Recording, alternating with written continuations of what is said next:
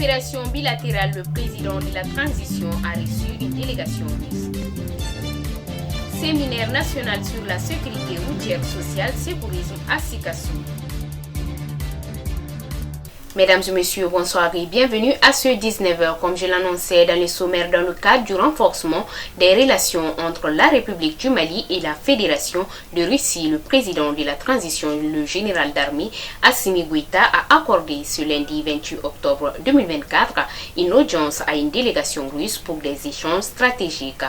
Les discussions ont porté sur plusieurs secteurs de coopération, notamment les textiles et les hydrocarbures. Suivons ensemble. À leur sortie d'audience, le président du conseil d'administration du groupe Yadrang, Irek Salikov, a indiqué que des accords ont déjà été établis entre le groupe des sociétés Yadrang et la République du Mali pour définir les grandes lignes de cette coopération. Cette rencontre visait à aborder les aspects techniques de ces projets en vue de finaliser les accords. La signature officielle est prévue prochainement, suivie de l'arrivée d'un groupe d'experts techniques pour entamer les travaux de mise en œuvre. Les projets incluent la construction d'une raffinerie d'or, l'approvisionnement en produits pétroliers et la création d'une usine de transformation du coton. Annoncé également dans les sommaires, l'Union nationale des travailleurs du Mali a tenu la cérémonie d'ouverture du séminaire national sur la sécurité routière, sociale, sécurisme organisé par le Comité national des jeunes travailleurs ce lundi 28 octobre 2024, présidé par le premier adjoint au préfet en présence de la troisième adjointe au maire de la commune urbaine de Sikasso. Les détails, c'est avec Mariam Pouni. Ce séminaire national sur la sécurité routière, sociale, sécurisme se tiendra du 28 au 31 octobre 2024 et regroupe plusieurs participants venus des régions de Kaï, Sékou et Bougouni, tous réunis dans la cité verte du Kénédougou. Le discours officiel de cette cérémonie d'ouverture fut donné par le premier adjoint du préfet, représentant du gouverneur de région de Sikasso. Plusieurs modules ont fait l'objet de débats, à savoir module sur la sécurité routière à Nazer, les formalités d'accès aux prestations de l'INPS, fraude à l'assurance maladie, conséquences pour les assurés, Canam, l'assurance maladie obligatoire du régime d'assurance maladie Canam, la gestion de la carrière professionnelle CMSCS, le paiement régulier des cotisations des fonctionnaires de la collectivité territoriale. Toujours dans le Kénédougou, ce 26 octobre 2024, Sikasso a été le théâtre d'une émission exceptionnelle qui a permis aux adolescents de la région de s'exprimer et de débattre autour des enjeux qui les concernent directement. Grâce à l'appui financier et technique de l'UNICEF, ce cadre d'échange a offert aux jeunes une plateforme unique pour promouvoir leur prise de parole et sensibiliser le public sur la réduction des pratiques néfastes qui affectent leur quotidien. Zangawatara et Mfamara Traoré pour les détails. Faire des adolescents des acteurs du changement, c'est l'objectif d'un atelier tenu ce samedi à Sikasso. Une initiative qui vise à renforcer l'autonomisation des adolescents en leur donnant les moyens de faire entendre leur voix sur des questions telles que le mariage précoce, l'exploitation infantile, la violence. Nous avons initié cette activité avec l'appui financier et technique de l'UNICEF.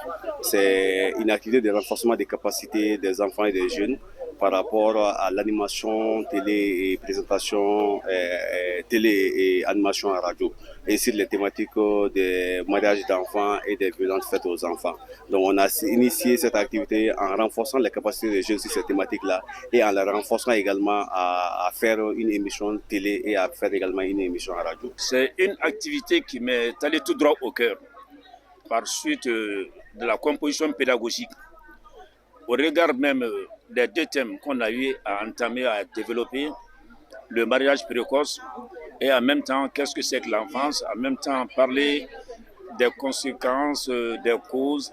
L'événement a été marqué par la participation active des adolescents à travers des débats, des témoignages et des présentations, des actions démontrant la volonté des partenaires à s'engager dans la protection des enfants. En fait, l'idée, c'est vraiment de pouvoir donner l'opportunité à ces jeunes de leur offrir déjà un espace médiatisé où ils peuvent parler de ces problèmes et surtout sensibiliser les autorités et puis sensibiliser en tout cas nos dirigeants pour pouvoir apporter des lois ou un cadre légal pour favoriser la protection de ces enfants afin qu'ils puissent vivre dans un environnement sécurisé. La participation des jeunes dans la lutte contre les pratiques néfastes représente une avancée significative dans la promotion de leurs droits et leur bien-être. En tant que membre d'une association, nous avons vraiment besoin de ce genre de formation parce qu'à chaque fois nous sensibilisons. S'il faut sensibiliser, il faut savoir communiquer. Et la communication ne s'arrête pas qu'au face à face, il faut souvent à la télé ou bien aller à la radio. Si ils ont eu l'initiative de nous former, vraiment je les remercie. Soutenu par l'UNICEF, ce tapis s'inscrit dans un effort visant à protéger et promouvoir les droits des enfants et adolescents au Mali. Toujours avec les actualités, le président de la transition, le général d'armée Assimi Goïta, a accordé ce lundi 28 octobre 2024 une audience à l'amicale des anciens militants et sympathisants de l'Union nationale des élèves et étudiants du Mali. Cette rencontre a permis d'aborder les enjeux liés à l'éducation, à la pacification du milieu scolaire et à la stabilité du pays.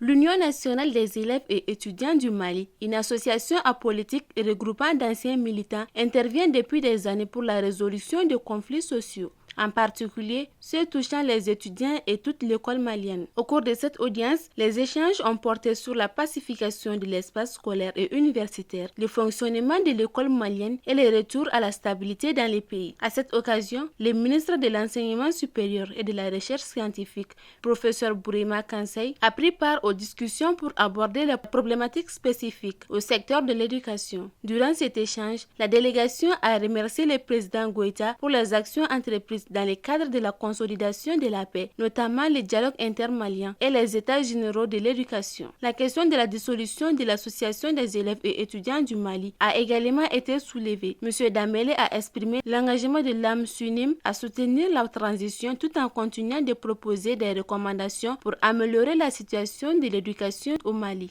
Le ministre des Affaires étrangères et de la coopération internationale, M. Abdoulaye Diop, a accordé une audience ce lundi 28 octobre 2024 à Mme Emmanuela Claudia Delrey, représentante spéciale de l'Union européenne pour le Sahel en fin d'émission. Les échanges ont porté sur la situation sécuritaire, politique et socio-économique au Mali et dans la région du Sahel.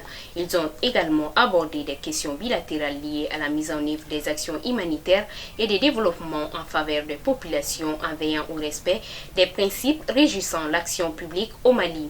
Les deux personnalités ont insisté sur l'importance de maintenir un dialogue politique franc afin de promouvoir une coopération fondée sur le respect mutuel et des intérêts partagés. Voilà, c'est tout pour ce soir. Merci de nous avoir suivis et bonne suite des programmes sur Kene TV.